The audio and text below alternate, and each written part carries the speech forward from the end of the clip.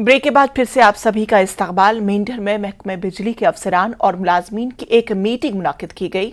इस मौके पर मुख्तलिफ मुद्दों पर बातचीत की गई। मीटिंग में कहा गया कि सार्फिन को बिजली की सप्लाई बराबर दी जाए, बिजली के कनेक्शन को ज्यादा से ज्यादा बढ़ाया जाए, बिजली की सप्लाई के खलल को जल्द ठीक किया जाए। चैम्बर में बुलाया है, वहां पर जवाब देना है डैमेज रेट का, वहां पर जवाब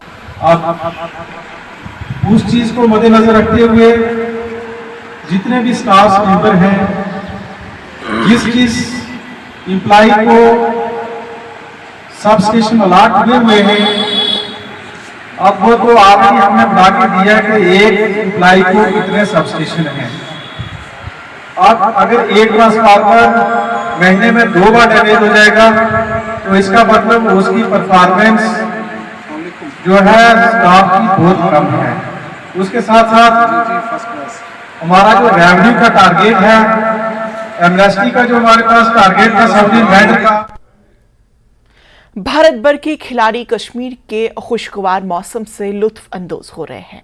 सिलेक्शन के बाद से अंडर 16 फुटबॉल का कौमी कैंप जारी है। फुटबॉल के शायकीन और एसोसिएशन इसे जम्मू कश्मीर के लिए एक तारीखी मौका करार दे रहे हैं। मुझे दीजिए इजाजत, लेकिन आप देखिए ये खास रिपोर्ट।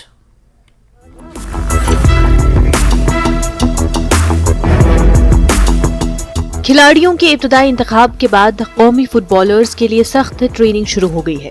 कश्मीर में मौसम निहायत ही खुशगवार और तरबियत के लिए मौजू है।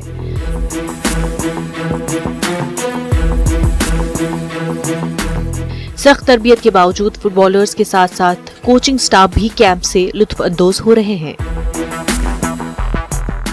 कुछ नया सीखने को मिला। इधर तो अच्छा कैंप था, कोचेज अच्छे हैं, सपोर्ट कर रहे हैं हमें, प्रैक्टिस अच्छा है यहाँ पे, खाना भी अच्छा मिल रहा है, रहने को अच्छा है, बहुत कुछ अच्छा है। इधर तो मौसम तो बहुत बढ़िया है। इधर कश्मीर है तो पता ही है कैसा होता है मौसम। इधर इंडिया में खेलना है सर, फिर आईएसएल टीम में भी खेलना है सर, ऐसे ही कंटिन्यू रखना है, अपने घर वालों को प्राउड फील करवाना है सर। इंशाल्लाह कंटिन्यू रखूँगा और जीतूँगा भी। अंडर 16 इंडिया के हेड कोच बैनुल-अक़वामी इवेंट्स के लिए टीम को तैयार कर रहे हैं, जिसमें SAFF अंडर 16 चैंपियनशिप और दीगर बैनुल-अक़वामी इवेंट्स शामिल हैं। कौमी कैंप के इंतखाब में 54 खिलाड़ियों ने हिस्सा लिया और उनमें से 28 अब सेंटर में ट्रेनिंग कर रहे हैं। 28 के करीब बच्चे हमने अभी लास्ट फेज के लिए रखे हैं। बाद में कुछ और सिलेक्शन होगी, क्योंकि we can only send 23 boys there. तो बैकअप में भी प्लान होना चाहिए कि कौन अगर इंजरी भी हो सकती है, तो इसके लिए हम लोग 28-30 बॉयज़ रखे हैं यहाँ पे।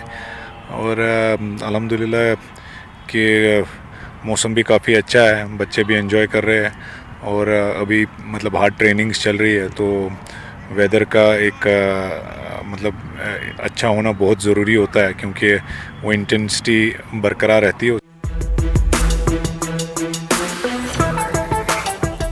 जम्मू कश्मीर में फुटबॉल से वाबस्ता लोग इस कैंप को तारीखी करार दे रहे हैं और उनका कहना है कि इस कैंप से जम्मू कश्मीर फुटबॉल की तरक्की में बहुत मदद मिलेगी।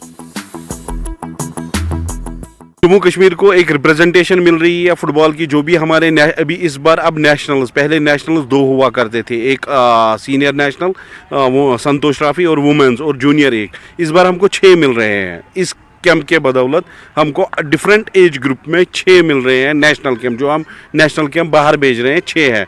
अभी हम अगस्त में हमने एक भेजना है जूनियर नेशनल, उसकी भी सिलेक्शन हो जाएगी और अच्छी खासी सिलेक्शन हो जाएगी। हम अभी बात कर रहे थे, उसके भी सिलेक्टर आप देखेंगे आज तक वैसा हुआ ही नहीं होगा, वैसी सिलेक्शन जो इस बार सिलेक्शन, किसी को मलाल नहीं रहेगा। J&K में हर किसी डिस्ट्रिक्ट में, हमारे फुटबॉल के 20 डिस्ट्रिक्ट्स है, 20 डिस्ट्रिक्ट्स में हर एक जगह सिलेक्शन हो जाएगी। जम्मू कश्मीर के लोगों में फुटबॉल का जुनून है और उन्होंने बहुत से अच्छे फुटबॉल खिलाड़ी और कोच पैदा किए हैं। ये पहला मौका है कि यहाँ कौमी कैंप का इनेकाद किया गया है।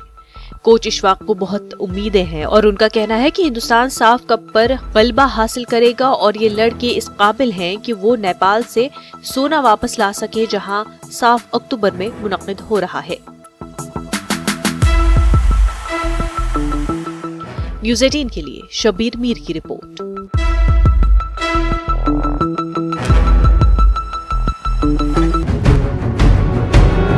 खुली रखने के लिए 36 जेसीबी मशीनें तैनात